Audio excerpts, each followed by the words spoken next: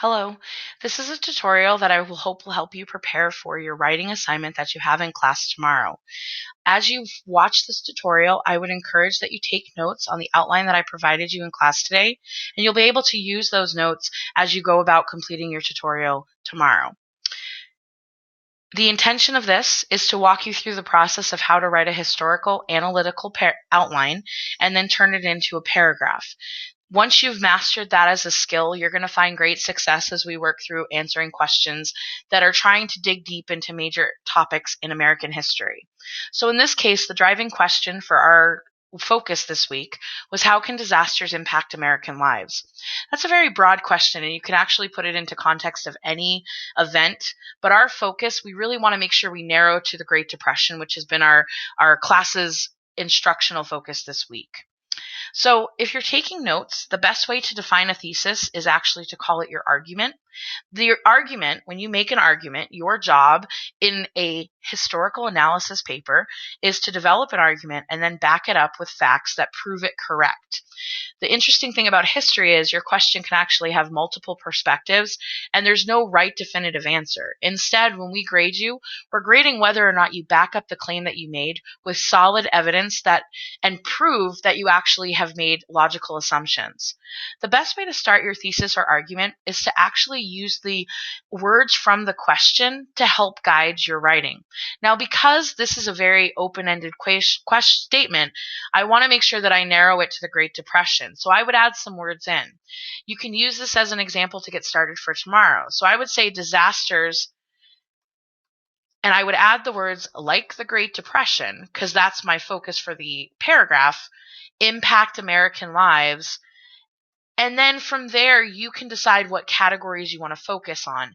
We've looked at economic, environmental, social, political. So whatever 4 areas you would like to examine, you would almost create categories for your argument, and you would finish the statement. I'm not going to do that for you, but you would say, impacted American lives economically or in horrible economic, political, and social ways. You can narrow it even further. It really depends on what you want to do to bring to light the argument that you're going to make in this paper. Your thesis statement should be 1 sentence, and that's it. If I can't determine what it is you're trying to argue, everything you do below is pointless. So keep that in consideration. Okay, so once your argument is formed, your next step, which sounds illogical, but I promise you it'll make sense, is to actually go to your specific example. Now, your specific example, if you're going to define it, is an unbiased, detailed fact that is not vague. And what do I mean by that? So for instance, a fact is in 1929, the stock market crashed. That's a fact. You can't argue it. It's not biased. But I would not call that a specific example because it lacks detail. If I were to have a good specific example, I would need to say the stock market crashed in 1929, and then I would have to give facts about why it crashed, what happened on that particular day. I maybe would talk about the aftermath of it, whatever, but I would add detail. Your specific example can be more than 1 sentence. It can be as many sentences as you need, as long as you do not include the author's bias. Be careful. When you're reading in a textbook or in a resource, the authors that write will often put in their own biased A statements and their own analysis of the event. Keep in consideration when you're choosing your facts carefully that you're not including the author's bias. And before you even start typing on your outline, I would actually encourage that you go and find the number of specs that I'm requiring for this piece. And in this case, I'm requiring 4. So I would go in and find 4 facts in your notes and put stars next to them. And then before you start typing, ask yourself, does this fact prove my argument correct? Think about it this way. If I walk over to your desk and I ask you to tell me, explain to me why that fact you chose proves your thesis. If you cannot answer my question, then that's not a fact you should be looking at. Keep that in mind. Once you're able to back it and say, yeah, that's a good fact, type it on your outline, and then make sure you include citations.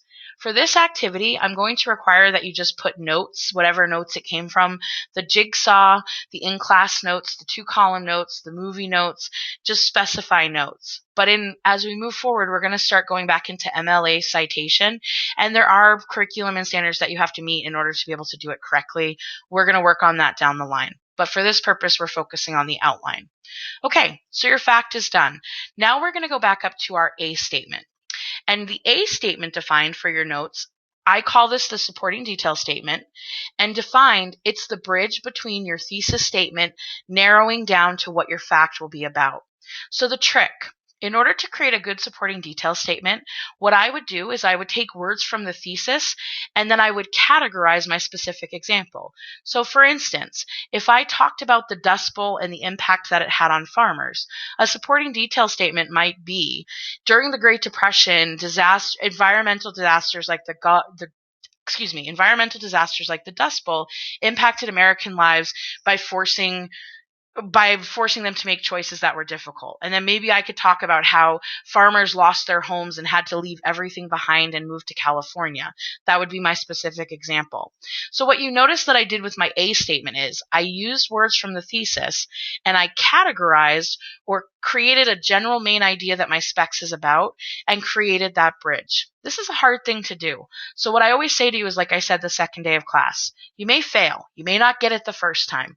That's totally okay. You're going to keep practicing until this becomes something that you're an expert on. So once your supporting detail is created and your specs is done, you then go down to your analysis statement. The question that I would like you to consider is, this is the question you answer for your analysis. How does the specs above prove my thesis correct? Okay? I would encourage that's the question you write down on your paper, because this is what you need to answer. How does the specific example above, this specific example right here, prove this statement correct? So if I were talking about the Dust Bowl, how is the fact that farmers moving to California proves that disasters impacted American lives in whatever way you decided to put at the end? Disasters such as the Dust Bowl impacted American lives because why? This is a because statement based on your own thoughts and assumptions. Do not try to go back into the reading and try to find an analysis statement. This is based on you explaining to me, why did you choose this?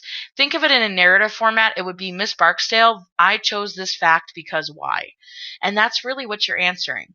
Try your best, but I will tell you this. There are different ways to write an analysis statement. There's no right or wrong way as long as you're proving your point. Be careful not to use narrative like this impacted because.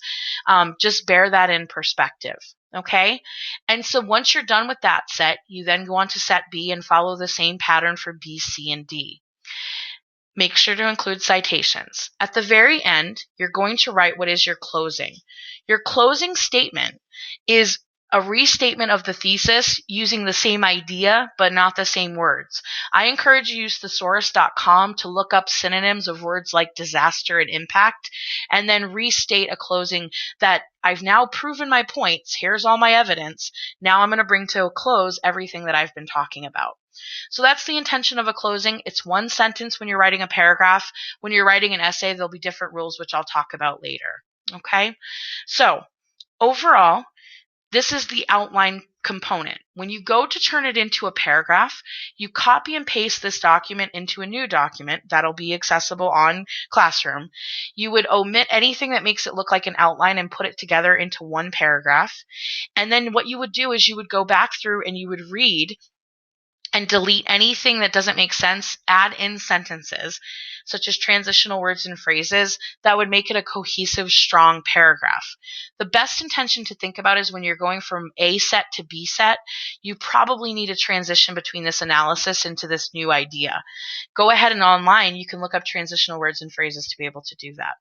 So I hope that this tutorial helps you produce a quality outline and paragraph for tomorrow.